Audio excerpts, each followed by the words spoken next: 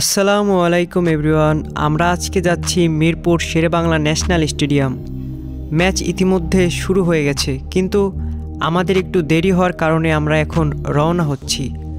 Metro রেলে করে খুব অল্প সময়ের মধ্যেই চলে গেলাম মিরপুর 10। মেট্রো রেল থেকে নেমে সোজা চলে আসলাম স্টেডিয়ামের 4 নম্বর গেটে। স্টেডিয়ামের বাইরে গেটে বিভিন্ন দলের পতাকা, জার্সি বিক্রি হচ্ছিল।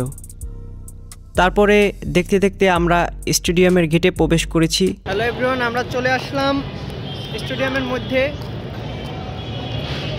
তো বরিশাল অলরেডি জিতবে হ্যাঁ, উই আর বরিশাল সাপোর্টার। তো প্রথম গেট থেকে ঢুকে তারপরে আবার পকেট গেট এর কাছে আমরা চলে যাচ্ছি স্টেডিয়ামে ঢোকার জন্য। এবার আমরা চলে আসলাম স্টেডিয়ামের মধ্যে।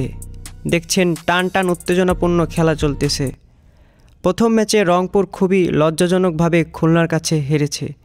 যদিও রংপুর রাইডার্সের দলে আন্তর্জাতিক মানের প্লেয়ার হায়ার করে আনা হয়েছিল, আন্ডার রাসেল, টিম ডেভিডের মতন বিগ ম্যাচ প্লেয়াররাও খুব সহজেই খুলনার কাছে পরাজিত হয় এবং খুলনা এই ম্যাচটি খুব সহজেই জিতে যায়।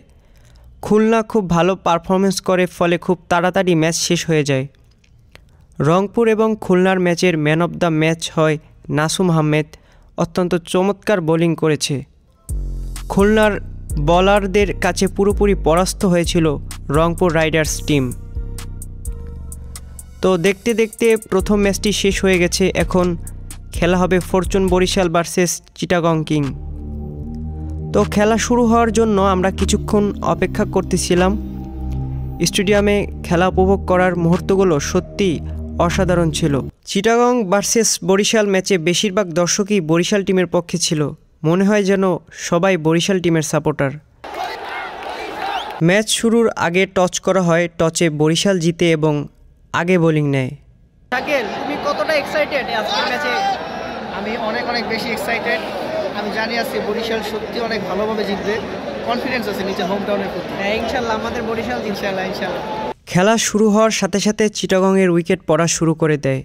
উইকেট পড়ার সাথে সাথেই আমাদের দর্শকের সেলিব্রেশন শুরু হয়ে যায়।